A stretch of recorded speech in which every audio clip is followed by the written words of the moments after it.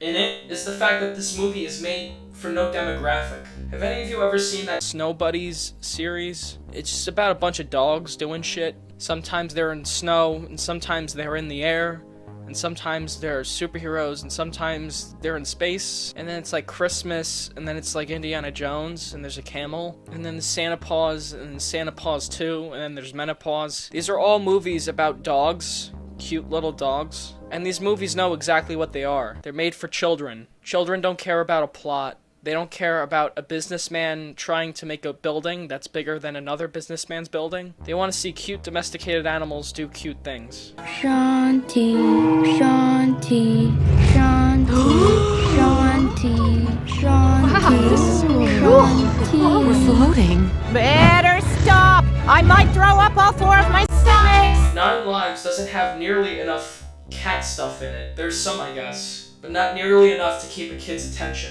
Most of the scenes are just fucking boring. I take your concerns very seriously. Our operating costs are up 30% from last quarter. And my first concern is, why is Ian coming at us with this IPO I crap? can't picture a kid enjoying this movie, but at the same time, it's not smart enough for adults. I think it's both funny yet sophisticated. I think there's enough good jokes for adults as well as kids, and you don't have to be a cat lover to love it, but you have to love your family, and that's what it's about. It's not funny, it's not clever, it's not interesting, the effects aren't good, the story isn't engaging, and it's just a complete disaster. Well, the funniest moment is the scene where the cat attacks Mark Consuelos, and Jennifer's in the foreground, Mark's in the background, and we put the cat on Mark, and Mark really doesn't like cats, he's allergic to cats, and his line in the scene was, "Get it off of me, get it off of me," and Mark kept saying, "Get it off of me, get it off of me," and then he started to say, "I mean it, get it off of me," and he wasn't acting, he wanted that cat off of him, yeah. Never make cat movies. Now, this isn't the #1 reason this movie is as bad as it is. I gave many other reasons why this movie is as bad as it is, but I think a big part of it is the fact that the movie's about a cat. Seriously?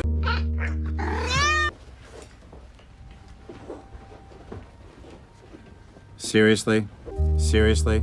Seriously? Seriously? Seriously? All these adorable pet movies about switching bodies, or a dog being a fireman, or a football player, or whatever, they're always about dogs. Because dogs are cool. Dogs can be trained to do anything. You can have them jump over shit, you can teach them tricks to do on set. Dogs are just lovable, because they'll do whatever you want them to do. Why so much love for dogs, and not cats? Name a good cat movie.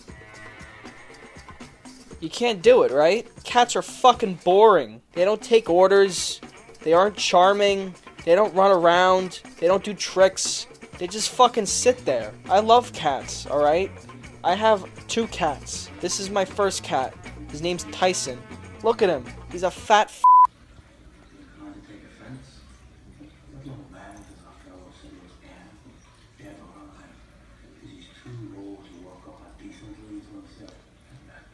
And then this one's Domino. He doesn't move. He stays under this cabinet. We got him 3 weeks ago, and he hasn't moved once. You can't make movies with cats, because they don't do anything. You can't order them around. Anytime there is a good cat movie, or just a cat movie with some, semblance of adventure, the cat's always animated. Because you can't get a cat to do anything. You can get a dog to do something funny or cute, but you can't get a cat to do something funny or cute. The cat just sits there. How are you supposed to make a funny movie when the star of the movie doesn't do anything? I know this seems like a small thing, but it's the truth. It's just, the cat, you get no comedic mileage out of this cat the entire thing. It just sits there, walks around. The joke is that it goes to the litter box. Yeah, it goes to the litter box because he needs to take a shit. They probably kept that camera on him for 10 hours, just waiting for him to sit in the litter box, and he finally did. That doesn't make cats bad. They don't have to please anyone. They just want to sit there and be left alone. So leave the cat alone. You put this cat on set in front of 100 people, trying to light it and shoot it. Do some makeup on it. Also that the cat can just sit there for 10 minutes. You can see this in the behind the scenes footage. They can't get the cat to do fucking anything. Pull. Good, Reagan. Pull it, Gene. Pull it. Okay, and let's cut there. A cat only works as like a plot device. In that context, the cat works because it's not doing anything. It just sits there. I'm really excited to be at the premiere of 9 Lives. The last time I was at this movie theater, the Man Chinese, was when we premiered Get Shorty, which was a great, successful movie for me. So I'm expecting and hoping for the same kind of results for family film. Is this the worst movie ever made? Absolutely not. I would almost recommend it just to see how just baffling it is. It's amazing to see a movie, and this is why I reviewed it, by the way. It's just amazing to see a movie that no one wanted to make and no one wanted to see. And out of the people who saw it, none of them enjoyed it. A movie that started as an idea by some creative people has been beaten into a pulp until it's this. The husk of a husk of a husk of a husk of a bad idea, watered down so much that there's absolutely nothing left. It isn't offensive, it's just nothing. And that's what it was designed to be. Nothing. And that's what it deserves. Nothing. It's like a real cat. It just sits there like a lump of shit and says, "Feed me, bitch."